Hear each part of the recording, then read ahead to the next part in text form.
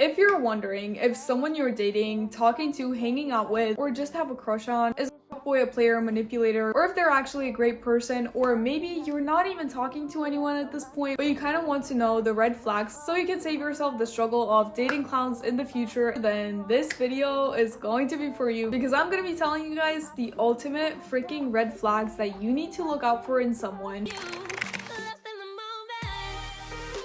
Hi my best friends, and welcome back to my sleeper. In today's video we're going to be discussing red flags that you need to look out for when you have a crush on someone, you're talking to someone, you're going out with someone. These are some things that I've learned from so many painful experiences in my life, and also some things that I know because I'm a psychology student. I'm gonna be doing my makeup in true sleepover style, and let's get into this video. Okay, I'm kind of having a bad hair day, so hopefully I'm gonna be able to do my makeup in a way that's gonna compensate for it. And let's talk about the first red flag, and also I'm gonna be going from like the most obvious to kind of like the least obvious and more like you might not know this red flags. But I'm gonna be starting with you might have heard this, but like if you haven't, you should really know it. And this one, someone I've gone out with did, which I wish I had seen in that moment. So basically I was going out with this one guy, and literally like the first time that we go out, we're talking about like our favorite holidays and everything, and he's like, oh, like my favorite holiday is Halloween, and I'm just sitting there like, oh my god, like this is freaking perfect because I love Halloween too. And then he starts talking about, oh, you know what would be cool? Having a couple's costume for Halloween and having it be Pulp Fiction themed. Now there's literally nothing wrong with Pulp Fiction or Tarantino movies, even though I don't like them, but honestly this guy went into a lot of freaking detail when describing this costume, and I was like, it's weirdly really specific. And there are actually two red flags in this situation, but I didn't really think anything of it at the time. One day I was looking through the Instagram of the girl that he used to go out with before, and I see a picture of her from Halloween, and guess what the costume is that she's wearing? It was the Pulp Fiction costume, exactly the one he described and exactly to the minor details that he described. So this guy legitimately told me about his ex's freaking Halloween costume the first ever time that we saw each other. So you might be like, all that is great, but like where's the actual red flag? Well, here it is. If the person that you go out with, or if the person that you're talking to constantly keeps mentioning their ex, that is literally showing that that person isn't over their freaking ex. Because if you're over someone, you wouldn't be talking about them anymore. And oh my god, even worse is if that person is talking shit about their ex. Now why is this even bad? You might be like, yeah, but like their ex might have been a terrible person, like it's good that they're talking shit about their ex because that means they don't like their ex and they like me. Dude, no, like I've been there. I've been in that trap of being like, oh my god, like this guy talks so much shit about his ex, he probably likes me and his ex was probably a terrible person. Now I'm gonna tell you real quick that their ex was not a terrible person, and even if they were, why would anyone talk shit about someone? Like if you're just bad mouthing someone, that one also might show that you're not over them, and two is just showing that you're pretty spiteful, and that's not a good quality to have. But the biggest problem here is that someone who talks about someone else behind their back, if you guys date, they're going to talk shit about you if you guys break up. Okay, low-key feel like I look like Casper the Ghost, so I'm gonna start doing some shading, and I'm gonna tell you guys the next red flag, which is actually an incredibly interesting one because it's a manipulation technique that some people use intentionally while other people don't really know they're actually doing it. But basically I had this one person that I was seeing that basically would constantly tell me about how I was not his type, and I was like really great and all of that, but he only likes blondes and also like natural blondes, you know? If someone brings up a really like tiny detailed thing that like, oh, is their type but you can never attain or is such an opposite of you, a lot of the times, and I'm not saying this is always the case, that means that that person is pretty much trying to manipulate you. Because if you tell someone that they're really great but there's just this thing about them that doesn't really fit for you but you still like them, you're going to get that person to feel really insecure around you and crave your freaking validation. Because when that guy told me that, every single time I would be with him, I would feel not good good enough because he was outright like, oh my god, like blondes, and every single time he would remind me of the fact that I was not blonde, and I was freaking sitting there feeling not good enough because of that and just needing validation from him. And that's just like how it works psychologically, but if you're aware of it, you're not going to be affected by it. But there are actually worse things, and what can be worse than someone freaking trying to manipulate you? Well, let me tell you, because this next red flag is a tell sign that someone is just really not interested in you. If you find yourself pretty much bringing up the things that you've said in the past to the person that you're talking to, even something as, for example, you said something was your favorite TV show, or even some like big detail about you, like I don't know, something about your family, and you keep needing to remind this person about it when you're, for example, talking like, oh my god, like I really love Loki, and this person's like, what, really? And you're like, yeah, like it's my favorite TV show, like I've told you like 5 times now. It is a case that sometimes people don't remember things, but the person that likes you is going to pay attention to you and remember details about you, like the things that you like, the things that you don't like, and the person that truly likes you will remember even the small details. I always think about that scene from Teen Wolf where Styles is like 5'3", green eyes, fair skinned, and her hair is actually strawberry blonde.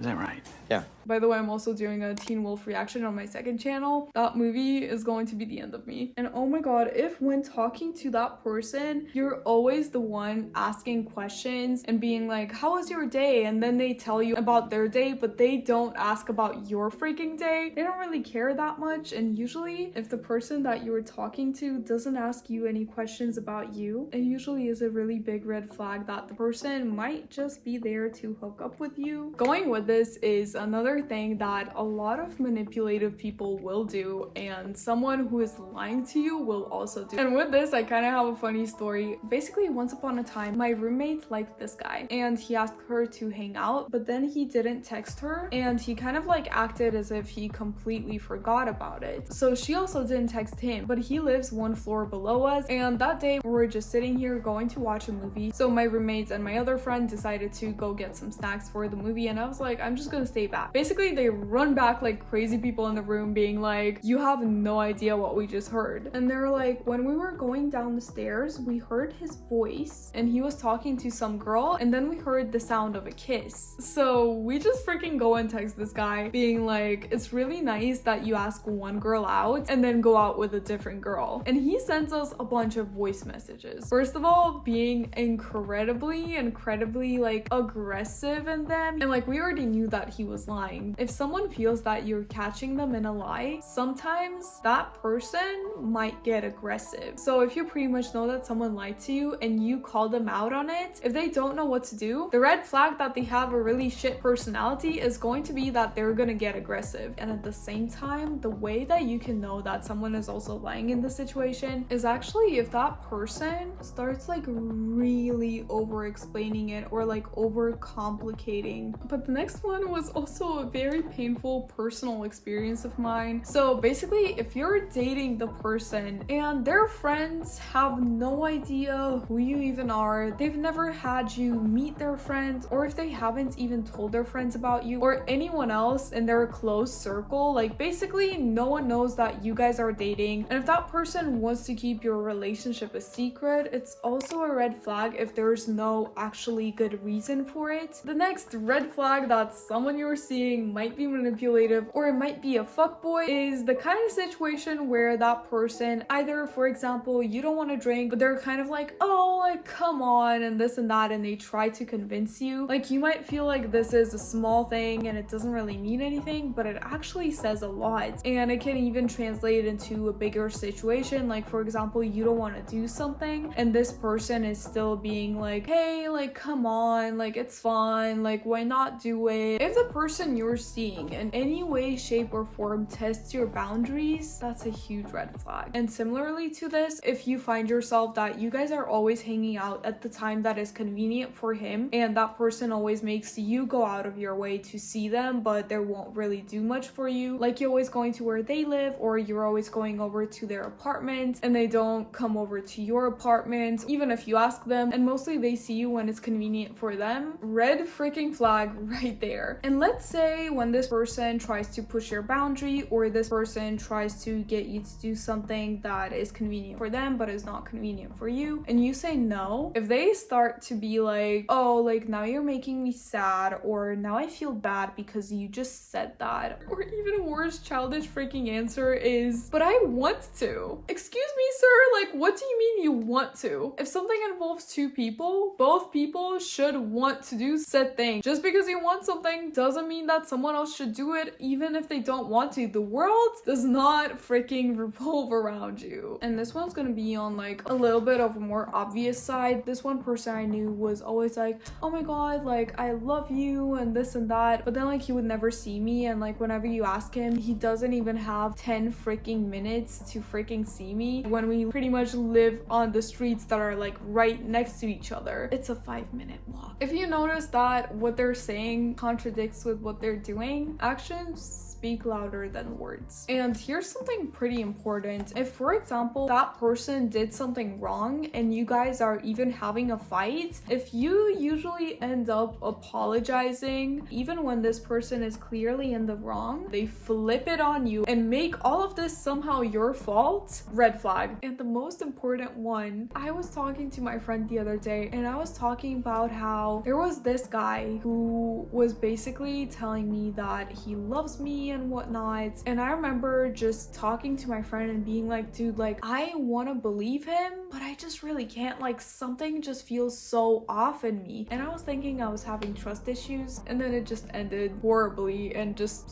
so much fucking shit that I wish I had avoided, and so many arguments and lies and everything. At the end of it all, I was talking to my other friend and I was just like, when all of this was starting, something in me was feeling so off about this. Like I just couldn't trust anything that he was saying, and I can't believe that that actually turned out to be true. And then my friend is like, my grandma always says that a woman's intuition is a sacred gift from God. And I'm just like, I love your grandma. If you get some kind of weird gut feeling when you're interacting with someone, it is usually true. And if you guys want to know how to have this attractive, magnetic, irresistible aura and become the girl this year, then check out this video that I made right here. And if you want to know more about relationships and crushes, then go into this playlist right here, because there are a lot of videos that I bet you will love. So yeah, that's it. And I love you guys so much, and I'll see you guys in my next one. Bye!